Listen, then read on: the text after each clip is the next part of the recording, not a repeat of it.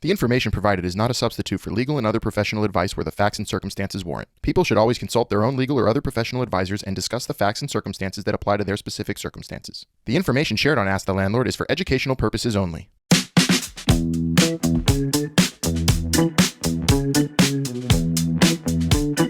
Hi everyone, we're back with another episode of Ask the Landlord with our favorite landlord, Albert Dweck. I'm Melissa. I'm one of Albert's producers and a former New York City, Pittsburgh, and Lafayette, Louisiana renter.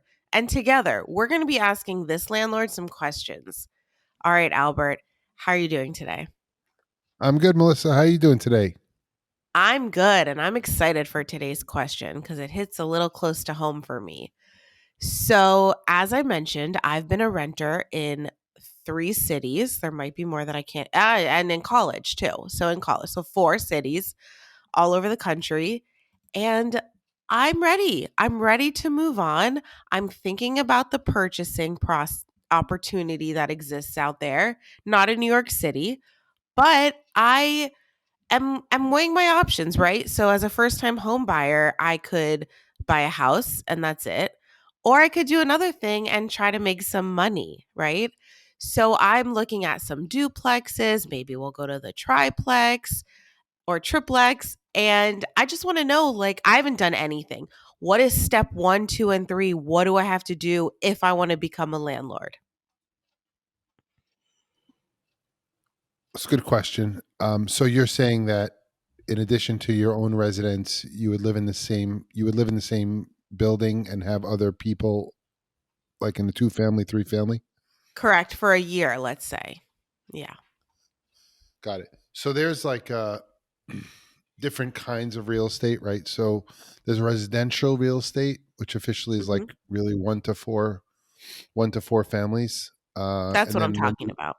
Right. When you go above that, it becomes what's called commercial real estate, even if it's residential. So we're talking about 1 to 4 families. And what you want to think about is in a few things. First of all, residential real estate, there's when real estate gets appraised, it gets appraised 3 ways, right? One is a comparable sales approach, which is like what are other things selling for? So you kind of get an idea of what that's worth. And the other one is the cost approach, like what does it cost to replace that? Like how much does it cost to build? And the other one is the income approach, which is if I rented it and had expenses, then what would the income make this place worth? Right. So those are generally 3 approaches to value. And then for you, one way to think about it, right? There's a lot of different ways. It's like, oh, okay, what is this piece of property going to be worth in 10 years from now, 20 years from now, 30 years from now? What kind of neighborhood am I buying in? What's the obviously the crime rates, the schools, the proximity to jobs, downtown shopping, whatever. Okay, whatever it is. Okay. So that makes a difference about property value, right? And then fixer upper, features of the property. Okay. Then you're like, okay, ultimately all that translates when you're looking to a rental is there's all businesses and real estate is the same. It's like what revenues can I bring in and what are my expenses, right? And then that's my profit. So you think about, let's just take a duplex as an example. And let's say, each apartment is $3,000. You think you could rent your apartment and then the apartment that you're going to rent out to somebody else, $3,000, right? So, okay, so that's $6,000 a month. 6,000 times 12 is 72,000.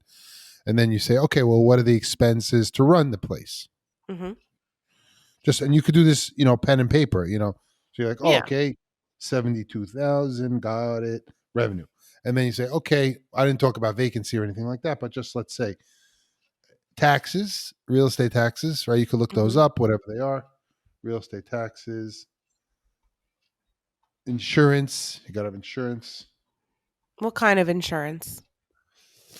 Homeowners insurance? Or is there a different one if it's a rental property as well? It's usually covered in the homeowners insurance, usually. And what the homeowners insurance covers when you say that, it is if something happens to the property, Mm-hmm. and if something happens at the property to somebody. Okay. So that's called property insurance. Is like if something happens to the property, like a fire, flood, whatever, there's coverage for that. And if something happens, let's say someone slips and falls at the property, that would be liability insurance. Okay. So usually homeowners insurance covers the property and if something happens to somebody at the property, and then sometimes also the contents of the property. Okay. Mm-hmm.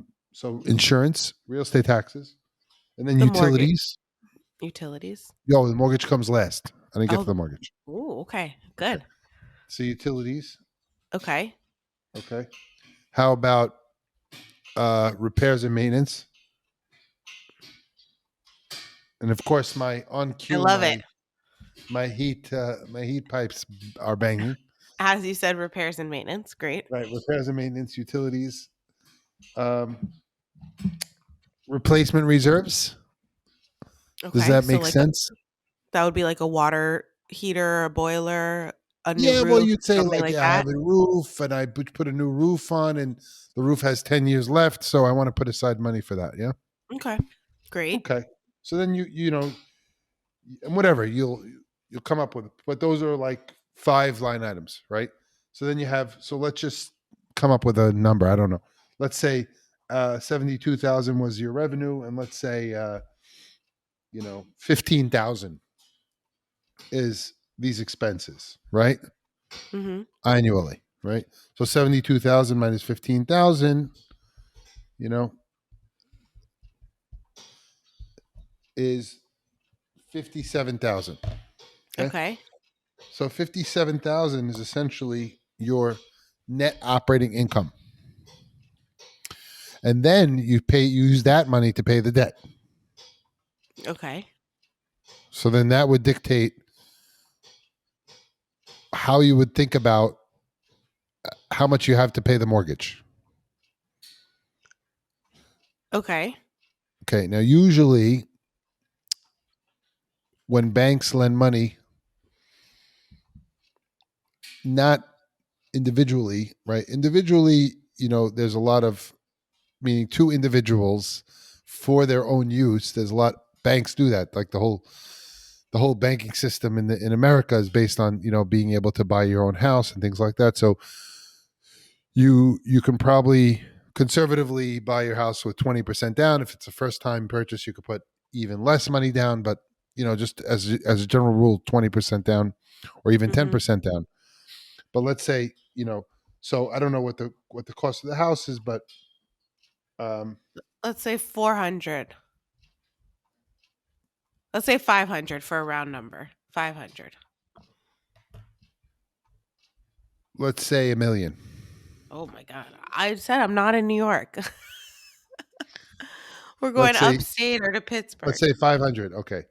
So 500,000, right? And then you would need to get a mortgage for, let's say, $400,000 because of 80% of that. Mm-hmm. Right? Right. So you would get a mortgage of 400,000, and let's say the mortgage is 6%, right? Mm-hmm. So what I'm doing is I have a financial calculator. Look. Oh, beautiful. This thing. I have a phone. I have a phone calculator. Yeah. This is not the same. Here, I'm going to tell you something. You don't know how to do it because it's not on your calculator. Should I get it? What's the mortgage payments on a $400,000 mortgage? You mean per month for a 30-year? 1,100? 1,500. I didn't know what the taxes are. No, I did it. It said 1,100. Okay, hold on. But So then what I do is I'm going to put in the 30-year mortgage. Okay. I'm going to put in 6% interest, and I'm going to put in $400,000 present value. The payments are $23.98 a month. Oh, principal and interest. Yeah, that's terrible. Well, that's principal and interest. That's I know it's payment. terrible. All right. Right. So let's say that was the case, right? So now basically, So 20, and there's probably I probably need a whiteboard for this, but it's okay. So so basically, we figured out that you bought the house for 500,000, and you have a $2,400 mortgage a month. Right. 2,400 times 12 is about 29,000, 20 Yeah. 28 and change. Okay, so then Okay. you subtract the 29,000 from the 57,000 Okay. because that's what we had. We said we had left over, and that Hmm. equals $28,000. Okay, Okay. so your net positive cash flow is $28,000. That is considering though both units are paying $3,000 a month in rent, right? Right, but your unit you're not paying $3,000 for, right? Or you're using. So one way to think about it is that you know your responsibility is The whatever the difference. shortfall is, Right. right? The difference. That's what I like. Let the other unit pay my mortgage. Right. So now, given what I told you, you could do the math I think it works on. out. You could well, yes, you could. So let's take it again that way, the way you said it. Okay. And we said that $15,000 was the expenses, so those aren't going to change, Right. right? But instead, the income is half of 72,000, so it's 36,000, Mm-hmm. right? Because you're only renting one of the floors to somebody else. Mm-hmm. Your expenses are 15,000, and this is totally made up, right? Right. Right. So 36 minus 15 is 21. Okay. And now you have a mortgage of 24,000. A year. Right. Okay. I'm following. So the property nets a positive of 21,000, It's great. but then there's a mortgage of 24,000. All right. So $3,000 I'm So responsible it's for negative 3,000, right? So you're a responsible for year. 3,000. Yeah, I mean, That's great. in this I know, pretend but that would be example, great. yes, yes, but we That's totally made up everything. But yes, that's there's a way to do that. so that okay, so side note, I do want to know that calculator because maybe we can put a little Amazon affiliate link and we'll get let's no, but it's interesting if someone wants to, easily get these numbers, crunch the numbers because So I know so so you could find a mortgage calculator online. You could Google. oh, it's just called a Um, mortgage calculator. no, in general, you want to look online for a mortgage calculator. This Right. happens to be a financial calculator, so I could do like the time value of money and all that stuff. So I do that like on an everyday basis. Oh, good. Um, this is like when you go to business school, you have to get a financial calculator. You get one of these HP jobs. Uh, So yeah, when we were in school, we had those TI-83 pluses and never needed those again. right, no, but I use this one every day. So I'm gonna look into that. So yeah, yeah. I appreciate that. I think it was really interesting hearing how your mind goes through how do I look for a property? What am I looking for in the property? You mentioned like is it in a city? You didn't say transportation would be another thing. Like what is it accessible to? Is it safe? Is it what I don't know, weather, that's not a thing. But like is it a fixer upper? So those are a lot of things first to look at, right? When looking for the property. And the cool part is today, uh, different than when I started buying property many years ago. Today, everything's available online, and there are Right. companies that actually are set up to help you buy investment property, and they have assessments of neighborhoods and assessments of crime and they give you all kinds of interesting metrics to look into a property from far away.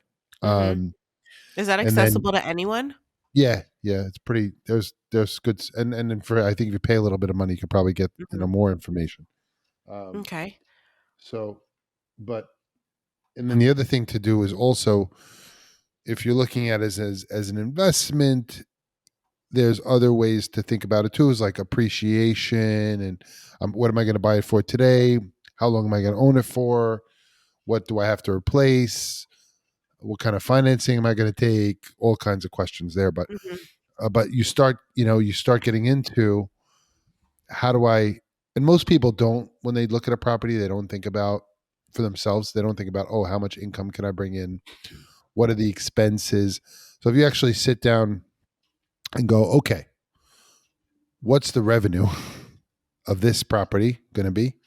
And what are the expenses, and including things that are going to happen, rainy Mhm. day kind of items, like this is going to break eventually. I got to have money for that, you know, and then yeah, you could make, that's a way to think about it. And then also, how do I figure in appreciation, things that are happening? What am I going to do? Sometimes, let's say you buy a 3-bedroom, 1-bath property, just as a Mhm. thing, and then you're like, oh, but I could add a second bathroom that adds a lot of value. Or you buy a duplex where it's 2 families and, you put a pool, you know, well, how does Wow. that increase the value? Things like that. So those are ways to think about the property. And you start thinking about beyond yourself when you start thinking about investment property. It's like, how would somebody else look at this as a renter? How would somebody else look at this as a buyer for an investment perspective? Mhm. So the more questions and sort of thinking that you put yourself through, the better buyer you'll be for those kind of things. Mhm. Yeah. So when you buy buildings, are you thinking of, oh, when I'm going to sell this in X amount of years? Yes. You do? And do you Yes. follow through with that usually? You can't Yeah. Well, predict the future. you can't. You can't. But you have to do the best you can. So you have to figure out, hey, here's the plan. Like, what's the plan? You got to tell me, like, oh, I'm gonna buy this property, even a house, like you're buying for yourself. Like, what's the house Mhm. plan? Oh, I'm gonna Right. live here until I'm 80 or whatever. Well, okay. And then what about the steps? Whatever. One day. So people have Yeah. to think about that. So I have the same thing when we buy a building or something. You go, okay, well, okay, we're buying it today. Are we going to hold it forever? That's a plan. But so what does it look like? How does that work? You know, Right. we get a plan refinances. So, and then we have to get a mortgage or a loan that works out with that, or some capital, right? So however you're arranging your capital, it also has to align with the plan that you're doing. Mhm. So those are things to think about.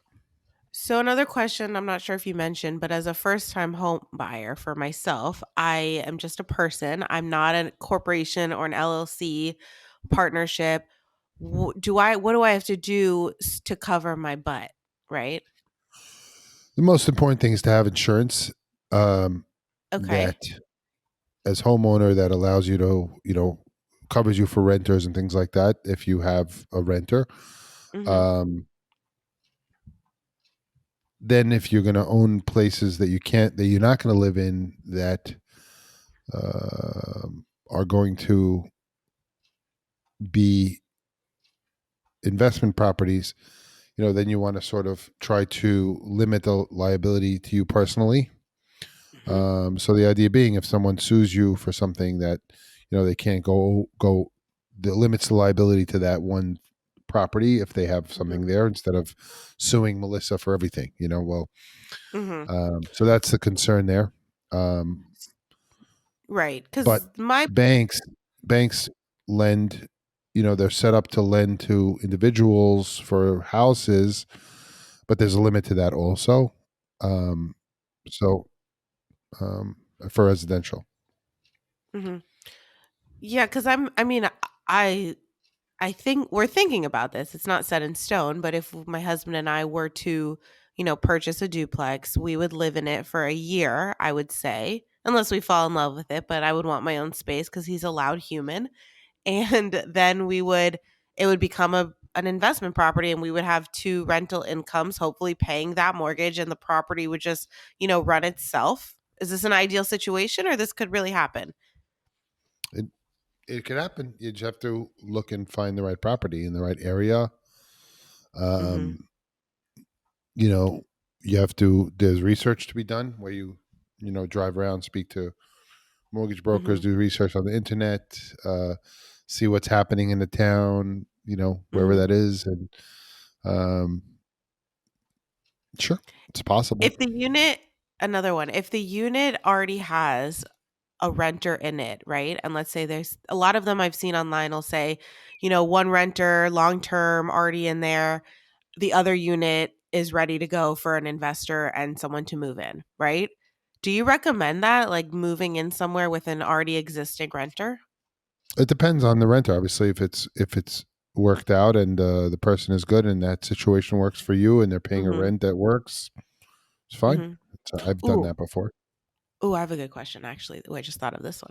Okay, so let's say there's a duplex and Yep. there are two renters, right? Two separate renters in two units, and they each have leases like that end in July, but I'm going and doing this transaction in February. As an outside buyer of the new property, do I have to honor their lease? Of course. You do? Yeah. Oh, okay, I didn't know. Yeah, but it's a new owner. Is it Unless just the common lease says courtesy? that, unless the lease says that, notice can be given to vacate them before the lease ends, and then they have a lease. I mean, But they that's have a unheard contract. of. Okay, good to know. I didn't know. Okay, so I No, would have to. if you're where you are and you have a lease to stay there for 6 months, and then someone buys the property, they can't get rid of you for 6 months. Okay, good. Okay, that's good to know. I was just curious. I'm asking all the questions here on Ask the Landlord. You know, maybe I want Yeah, to I know. become you. And It yeah, makes sense. I mean, but then when the lease expires, that's a different story, right? So that's right. you know, right. What about vacancies? Like, I feel like that a scary word, or I don't know. How do you handle Sure. that? Vacancies, they don't make money, Right. so um yeah, sort of you want to fill them. It's also seasonal as to depends on where you are. Mhm. But there are slow times where people don't move more of the year. There's certainly vacancy, and if you're counting on money coming in and you have vacancy for whatever reason, you have to address it right away. So, yeah, I feel like a short term solution is maybe to do a short term rental, like one of those Airbnbs, but that is not as consistent as There a are certain yearly. places where that they don't allow that.